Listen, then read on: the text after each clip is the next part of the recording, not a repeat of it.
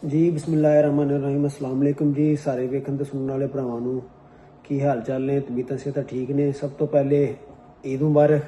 अज साडे कोल ते ईद खत्म हो गई है, पाकिस्तान फिर भी चलो अज तीसरा दिन है वे।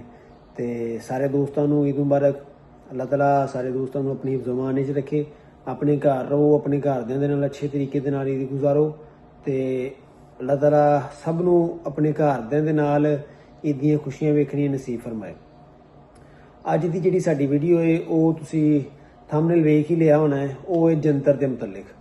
ਕਿਉਂਕਿ ਅਸੀਂ ਇੱਕ ਮਿਸ਼ਨ ਲੈ ਕੇ ਚੱਲੇ ਹਾਂ ਕਿ ਯਾਰ ਅੱਛਾ ਜਾਨਵਰ, ਕਮ ਲਾਗਤ ਵਾਲਾ ਜਾਨਵਰ, ਤੇ ਉਹਦੀ ਖੁਰਾਕ ਵੀ ਉਹ ਜਿਹੜੀ ਉਹਨਾਂ ਲਈ ਅੱਛੀ ਹੋਏ ਤੇ ਬੈਨੀਫਿਟ ਉਹਦੇ ਜ਼ਿਆਦਾ ਹੋਣ।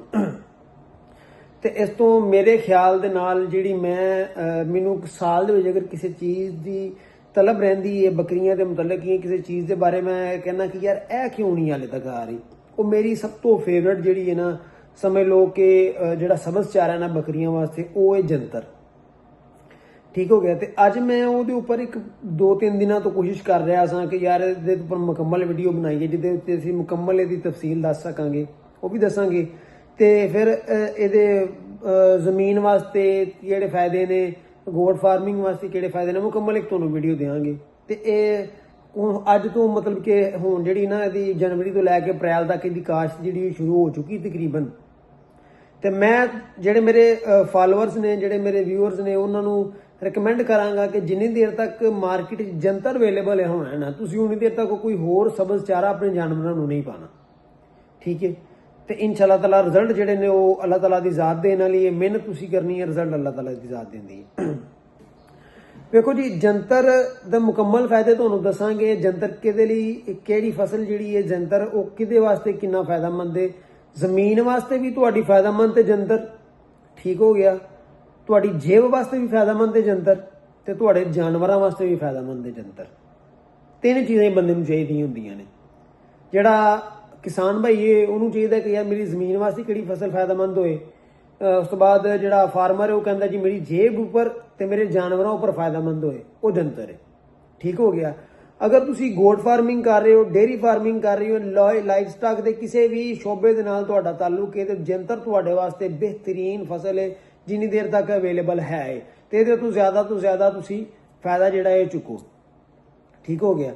ਪਹਿਲੇ ਸਭ ਤੋਂ ਅਸੀਂ ਕਰ ਲੈਂਦੇ ਹਾਂ ਜਾਨਵਰਾਂ ਦੀ ਗੱਲ। ਜਾਨਵਰਾਂ ਵਾਸਤੇ ਫਾਇਦਾਮੰਦ ਕਿਵੇਂ ਵੇ ਜੰਤਰ? ਤੁਸੀਂ ਆਪਣੀਆਂ ਉਹਨਾਂ ਬੱਕਰੀਆਂ ਨੂੰ ਯੂਜ਼ ਕਰਵਾਓ ਜਿਹੜੀਆਂ ਦੁੱਧ ਦਿੰਦੀਆਂ ਨੇ। ਇਨਸ਼ਾ ਤਾਲਾ ਤੁਸੀਂ ਵੇਖੋਗੇ ਕਿ ਦੁੱਧ ਦੀ ਪੈਦਾਵਾਰ ਉਹਨਾਂ ਦੇ ਵਿੱਚ ਇੱਕ ਤੁਹਾਡੀ ਸੋਚ ਨਾਲੋਂ ਵੀ ਜ਼ਿਆਦਾ ਵਧੇਗੀ। ਠੀਕ ਹੋ ਗਿਆ। ਇੰਨਾ ਕੁ ਬੇਹਤਰੀਨ ਹੈ ਦੁੱਧ ਦੇ ਲਿਹਾਜ਼ ਦੇ ਨਾਲ ਜੰਤਰ।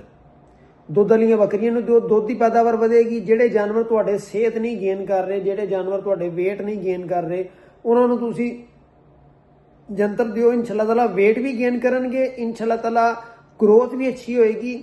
ਫਿਰ ਜਿਹੜੇ ਜਾਨਵਰਾਂ ਦਾ ਤੁਹਾਡੇ ਦਾ ਹਾਜ਼ਮਾ ਨਹੀਂ ਠੀਕ ਹੈ, ਠੀਕ ਹੋ ਗਿਆ, ਇਹ ਜੰਤਰ ਉਹ ਖਾਣਗੇ, ਉਹਨਾਂ ਦਾ ਹਾਜ਼ਮਾ ਵੀ ਬਿਹਤਰ ਹੋਏਗਾ। ਠੀਕ ਹੋ ਗਿਆ। ਵਜ਼ਨ ਤੇਜ਼ੀ ਦੇ ਨਾਲ ਵਧੇਗਾ। ਤੁਸੀਂ ਆਪਣੇ ਜਿਹੜੇ ਜਾਨਵਰ, ਮੈਂ ਤੁਹਾਨੂੰ ਕਹਿ ਰਿਹਾ ਕਿ ਜੇ ਤੁਸੀਂ ਦੇਖ ਲਓ ਜਿਹੜੇ ਜਾਨਵਰ ਤੁਹਾਡੇ ਜਿਨ੍ਹਾਂ ਨੂੰ ਤੁਸੀਂ ਮੁਖਤਲਿਫ ਕਿਸਮ ਦੇ ਚਾਰੇ ਪਾ ਚੁੱਕੇ ਹੋ, ਮੁਖਤਲਿਫ ਕਿਸਮ ਦੇ ਵੰਡੇ ਪਾ ਚੁੱਕੇ ਹੋ, ਇਹਦੇ 3-4 ਮਹੀਨੇ ਜੰਤਰ ਅਵੇਲੇਬਲ ਹੈ ਨਾ, ਤੁਸੀਂ ਉਹਨਾਂ ਨੂੰ 3-4 ਮਹੀਨੇ ਜੰਤਰ ਦੇਣਾ। ਠੀਕ ਹੈ। ਤੁਸੀਂ ਵੇਖ ਲੈਣਾ ਕਿ ਇਸ 3-4 ਮਹੀਨਿਆਂ ਦੇ ਵਿੱਚ ਤੇ ਪਿਛਲੀ ਤੁਹਾਡੀ ਜਿਹੜੀ ਸਾਰੀ ਤੁਸੀਂ ਉਹਨਾਂ ਨੂੰ ਸੰਭਾਲਿਆ ਉਸ ਵਕਤ ਦੇ ਵਿੱਚ ਕਿੰਨਾ ਇੰਪਰੂਵਮੈਂਟ ਹੋਈ ਹੈ, ਇਹਦਾ ਤੁਹਾਨੂੰ ਆਈਡੀਆ ਤੁਹਾਡਾ ਜਾਨਵਰ ਹੀ ਲਾ ਕੇ ਦੱਸ ਦੇਗਾ। ਇੰਨਾ ਕੁ ਅੱਛਾ ਇਹ ਜੰਤਰ। ਦੂਸਰੇ ਨੰਬਰ ਤੇ ਆ ਜਾਂਦਾ ਜ਼ਮੀਨ। ਜ਼ਮੀਨ ਵਾਸਤੇ ਜੰਤਰ ਇੰਨਾ ਕੁ ਬੇਹਤਰੀਨ ਹੈ ਕਿ ਜੰਤਰ ਨੂੰ ਸਬਜ਼ ਖਾਦ ਕਿਹਾ ਗਿਆ ਹੈ। ਠੀਕ ਹੈ। ਇਹਨੂੰ ਕਿਹਾ ਜਾਂਦਾ ਹੈ ਕਿ ਸਬਜ਼ ਖਾਦ ਹੈ, ਇਹਨੂੰ ਕੈਮੀਕਲ ਖਾਦ ਦੀ ਇੰਨੀ ਜ਼ਰੂਰਤ ਨਹੀਂ ਹੁੰਦੀ ਹੈ। ਤੁਹਾਡੀ ਜ਼ਮੀਨ ਜਿਹੜੀ ਹੈ, ਜਿਹੜੀ ਸਖਤ, ਜਿਹੜੇ ਇਲਾਕੇ ਸਖਤ ਨੇ, ਠੀਕ ਹੋ ਗਿਆ, ਜਿਹੜੇ ਇਲਾਕੇ ਸਖਤ ਨੇ ਉਹਨਾਂ ਇਲਾਕਿਆਂ ਦੇ ਜੰਤਰ ਕਾਸ਼ਤ ਕੀਤਾ ਜਾਏ ਤੇ ਜਿਹੜੀ ਤੁਹਾਡੀ ਅਗਲੀ ਫਸਲ ਹੁੰਦੀ ਹੈ ਉਹਦੇ ਵਾਸਤੇ ਤੁਹਾਡੀ ਜ਼ਮੀਨ ਨੂੰ ਤਿਆਰ ਕਰ ਦਿੰਦਾ ਹੈ, ਉਹਦੇ ਵਾਸਤੇ ਤੁਹਾਡੀ ਜ਼ਮੀਨ ਨੂੰ ਨਰਮ ਕਰ ਦਿੰਦਾ ਹੈ। ਤੁਸੀਂ ਇੱਕ ਫਸਲ ਵਿੱਚ ਜ਼ਮੀਨ ਅੱਜ ਜਿਹੜੀ ਤੁਸੀਂ ਫਰਜ਼ ਕਰੋ ਐਸ ਜਿਹੜੀ ਫਸਲ ਲਾਣੀ ਹੈ ਨਾ, ਉਹ ਜ਼ਮੀਨ ਦੇ ਤੁਸੀਂ ਜੰਤਰ ਕਾਸ਼ਤ ਕਰੋ। ਅਗਲੀ ਵਾਰੀ ਤੁਸੀਂ ਉੱਥੇ ਗੰਦਮ ਲਗਾਓ, ਮਕਈ ਲਗਾਓ, ਜਵਾਰ ਲਗਾਓ, ਚਾਵਲ ਲਗਾਓ, ਇਹ ਫਸਲਾਂ ਲਗਾਓ, ਤੇ ਇਨਸ਼ਾਅੱਲਾ ਤੁਸੀਂ ਇਸ ਵਾਰੀ ਦੀ ਕਾਸ਼ਤ ਵੇਖ ਲੈਣਾ ਤੇ ਉਸ ਤੋਂ ਅਗਲੀ ਵਾਰੀ ਦੀ ਕਾਸ਼ਤ ਵੇਖ ਲੈਣਾ, ਤੇ ਤੁਹਾਨੂੰ ਆਪੇ ਵਾਜ਼ਿਆ ਫਰਕ ਨਜ਼ਰ ਆ ਜਾਏਗਾ ਕਿ ਯਾਰ ਇਸ ਵਾਰੀ ਸਾਡੀ ਜ਼ਮੀਨ ਨੇ ਇੰਨੇ ਮਨ ਫਸਲ ਦਿੱਤੀ ਤੇ ਅਗਲੀ ਵਾਰੀ ਇੰਨੇ ਮਨ ਫਸਲ ਦੇ ਰਹੀ ਹੈ। ਠੀਕ ਹੋ ਗਿਆ। ਉਸ ਤੋਂ ਬਾਅਦ ਅੱਜ ਜ਼ਮੀਨ ਦੇ ਵਿੱਚ ਜਿਹੜਾ ਪਾਣੀ ਜਿਸਮ ਕਰਨ ਦੀ ਸਲਾਹੀਅਤ ਹੁੰਦੀ ਨਾ, ਉਹਨੂੰ बढ़ाਉਂਦਾ ਹੈ ਜੰਤਰ। ਜ਼ਮੀਨ ਦੇ ਵਿੱਚ ਪਾਣੀ ਜਿਹੜੀ ਜਜ਼ਬ ਕਰਨ ਦੀ ਸਲਾਹੀਅਤ ਉਹਨੂੰ बढ़ाਉਂਦਾ ਹੈ। ਜਿਵੇਂ ਕਲਰ ਵਾਲੀ ਜ਼ਮੀਨ ਕਿਹਾ ਜਾਂਦਾ, ਉਹਦੇ ਜੰਤਰ ਲਾਓਗੇ ਇਜ਼ਾਫੀ ਪਾਣੀ ਜਿਹੜਾ ਹੈ ਉਹਨੂੰ ਖਤਮ ਕਰਕੇ ਜ਼ਮੀਨ ਨੂੰ ਜ਼ਰਖੇਜ਼ ਕਰਦਾ ਹੈ। ਇੰਨੀ ਕਿ ਬਿਹਤਰੀਨ ਚੀਜ਼ ਹੈ ਜ਼ਮੀਨ ਵਾਸਤੇ। ਫਿਰ ਤੁਹਾਡੀ ਬੰਜਰ ਜ਼ਮੀਨ ਜਿਹਨੂੰ ਕਿਹਾ ਜਾਂਦਾ ਕਿ ਯਾਰ ਬੰਜਰ ਜ਼ਮੀਨ ਹੈ, ਇਹ ਕਾਬਲੇ ਕਾਸ਼ਤ ਨਹੀਂ ਹੈ, ਉਹਦੇ 'ਚ ਤੁਸੀਂ ਜੰਤਰ ਲਗਾਓਗੇ 1-2 ਫਸਲਾਂ ਤੋਂ ਬਾਅਦ ਇਨਸ਼ਾਅੱਲਾ ਤਾਲਾ ਉਹਨੂੰ ਕਾਬਲੇ ਕਾਸ਼ਤ ਬਣਾ ਦਿੰਦਾ ਹੈ ਕਿ ਯਾਰ ਤੁਸੀਂ ਉਹਦੇ 'ਚ ਦੁਬਾਰਾ ਫਸਲਾਂ ਕਾਸ਼ਤ ਕਰ ਸਕਦੇ ਹੋ ਹਰ ਕਿਸਮ ਦੀ। ਇੰਨੀ ਕੁ ਬਿਹਤਰੀਨ ਜਿਹੜੀ ਨਾ ਜ਼ਮੀਨ ਵਾਸਤੇ। ਉਸ ਤੋਂ ਬਾਅਦ ਆ ਜਾਂਦਾ ਖਾਦ ਦਾ ਖਰਚਾ। ਇਹਦੇ ਤੇ ਬਹੁਤ ਕੰਮ ਹੁੰਦਾ ਜੀ, ਖਾਦ ਦਾ ਖਰਚਾ ਇਹਦੇ ਤੇ ਬਹੁਤ ਕੰਮ ਹੈ, ਕਿਉਂਕਿ ਜੰਤਰ ਜਿਹੜਾ ਨਾ ਆਪਣੀ ਜੜ੍ਹਾਂ ਦੇ ਵਿੱਚ ਗਜ਼ਾਈਅਤ ਜਿਹੜੀ ਉਹਨੂੰ ਮਹਿਫੂਜ਼ ਕਰ ਲੈਂਦਾ ਹੈ। ਇਸ ਤੋਂ ਇਹਨੂੰ ਕੈਮੀਕਲ ਖਾਦ ਦੀ ਜ਼ਰੂਰਤ ਹੀ ਨਹੀਂ ਪੈਂਦੀ ਹੈ, ਠੀਕ ਹੈ। ਤੇ ਇਹਨੂੰ ਇੰਨੀ ਖਾਦ ਦੀ ਕੋਈ ਜ਼ਰੂਰਤ ਦੂਸਰੀਆਂ ਫਸਲਾਂ ਦੇ ਮੁਕਾਬਲੇ 'ਚ ਇਹਨੂੰ ਖਾਦ ਦੀ ਜਿਹੜੀ ਨਾ ਉਹ ਜ਼ਰੂਰਤ ਘੱਟ ਹੁੰਦੀ ਹੈ। ਇਸ ਤੋਂ ਜੰਤਰ ਇਸ ਲਿਹਾਜ਼ ਨਾਲ ਵੀ ਫਾਇਦੇਮੰਦ ਹੈ। ਫਿਰ ਮੈਂ ਤੁਹਾਨੂੰ ਸਭ ਤੋਂ ਮੇਨ ਬੈਨੀਫਿਟ ਕਹਿਣਾ ਵਾ ਕਿ ਜਿਹੜੇ ਬੰਦਿਆਂ ਦੇ ਕੋਲ ਆਪਣੀ ਜ਼ਮੀਨ ਹੈ, ਮੈਂ ਤੁਹਾਨੂੰ ਰਿਕਮੈਂਡ ਕਰਨਾ ਵਾ ਕਿ ਤੁਸੀਂ ਆਪਣੀਆਂ ਬੱਕਰੀਆਂ ਵਾਸਤੇ ਤੁਸੀਂ ਇਹ ਜਿਹੜਾ ਜੰਤਰ ਦੀ ਫਸਲ ਦਾ ਜਿਹੜਾ ਮਹੀਨੇ ਨੇ ਨਾ, ਤੁਸੀਂ ਇਸ ਮਹੀਨੇ 'ਚ ਆਪਣੀ ਜ਼ਮੀਨ ਦੇ ਉੱਪਰ ਜੰਤਰ ਲਗਾਓ, ਉਹਨੂੰ ਸੇਲ ਕਰੋ ਬਾਜ਼ਾਰ ਦੇ ਵਿੱਚ, ਠੀਕ ਹੈ। ਕੁਛ ਨੂੰ ਤੁਸੀਂ ਸੇਲ ਕਰੋ ਮਾਰਕੀਟ ਦੇ ਵਿੱਚ, ਕਿਉਂਕਿ ਹੁਣ ਈਦ ਦਾ ਅੱਗੇ ਸੀਜ਼ਨ ਆ ਰਿਹਾ। ਈਦ ਦੇ ਉੱਪਰ ਹਰ ਬੰਦੇ ਨੇ, ਬੱਕਰੀਆਂ ਵਾਲੇ ਨੇ, ਮੰਡੀਆਂ ਦੇ ਵਿੱਚ ਹਰ ਬੰਦੇ ਨੇ ਜੰਤਰ ਹੀ ਦੇਣਾ, ਠੀਕ ਹੈ।